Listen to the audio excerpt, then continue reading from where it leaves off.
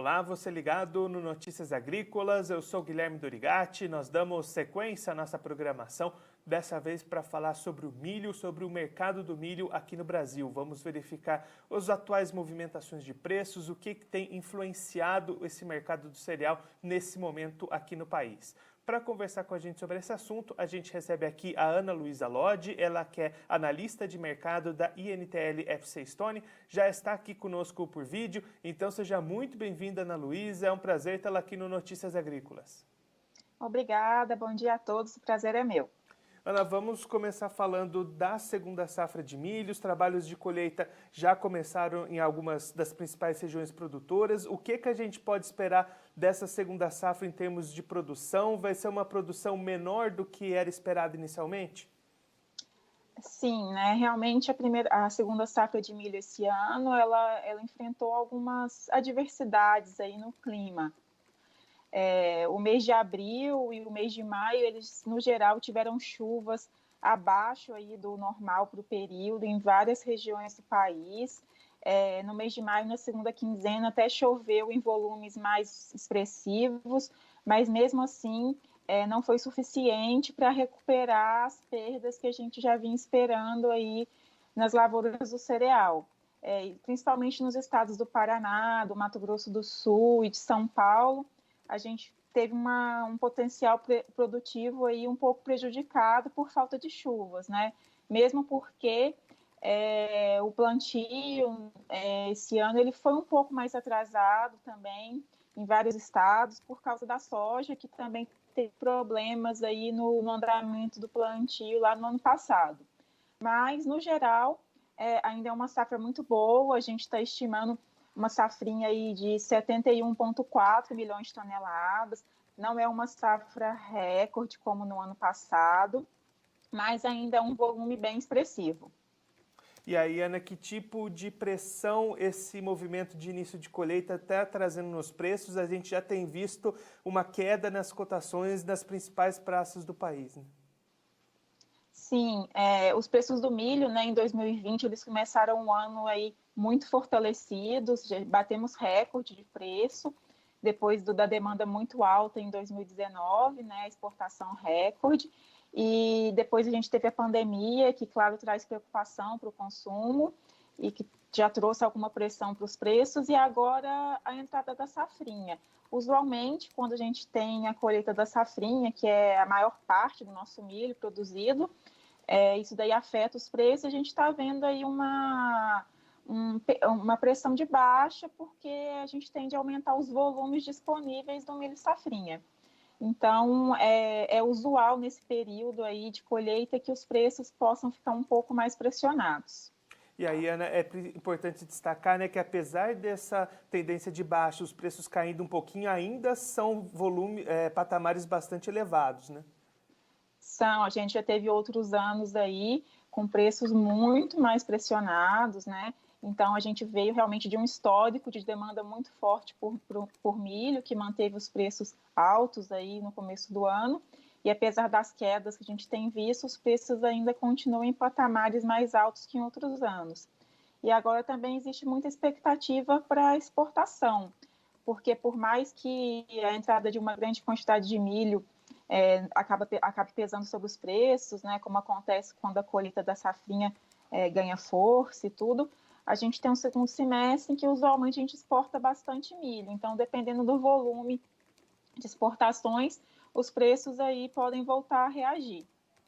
Justamente entrando nesse tema das exportações, a gente tem visto uma queda bastante significativa nos volumes até aqui em comparação com o ano passado. O que a gente pode esperar daqui para frente com a entrada da safrinha? Esses valores devem voltar a subir, Ana?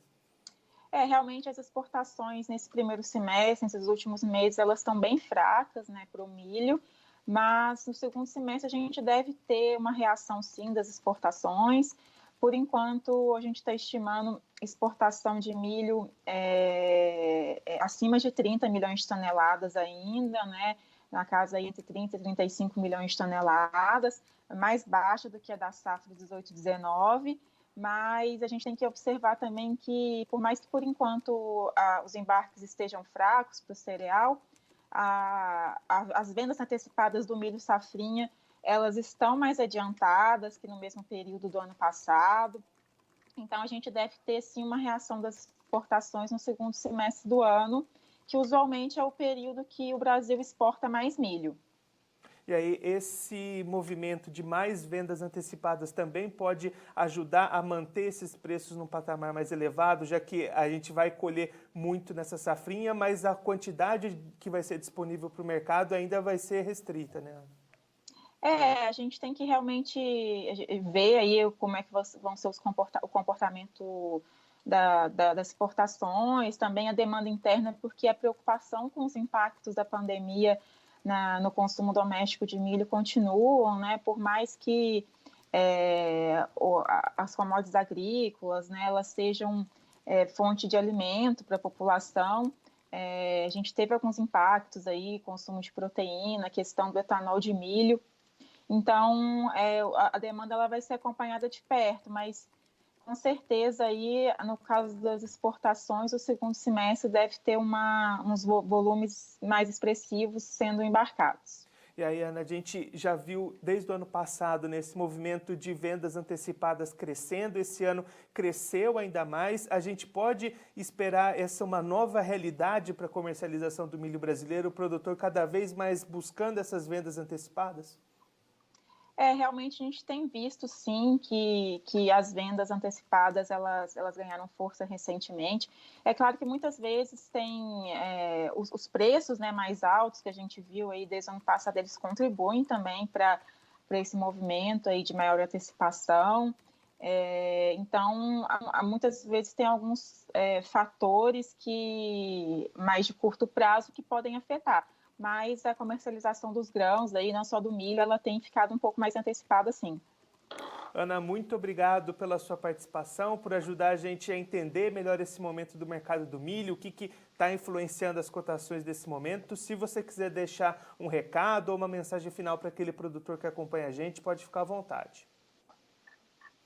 Não, acredito que a mensagem é que a safrinha aí, ela ainda deve ser uma boa safrinha, né? A gente deve ter uma produção total de milho ainda bem considerável esse ano, apesar dos problemas climáticos. E mesmo com os problemas relacionados à pandemia e tudo, a gente ainda está esperando crescimento na demanda doméstica e as exportações devem ganhar força aí no segundo semestre. Ana, mais uma vez, muito obrigado. A gente já deixa aqui o convite para você voltar mais vezes e seguir contribuindo conosco e com todos os produtores do Brasil. Muito obrigado. Eu que agradeço, um bom dia a todos. Essa a Ana Luísa Lodge, ela que é analista de mercado da INTL FC Stone, conversou com a gente para traçar um panorama do atual cenário do mercado do milho aqui no Brasil. Segundo a Ana, os trabalhos de colheita da segunda safra vão avançando nas regiões produtoras e isso já começa a pressionar as cotações aqui no Brasil.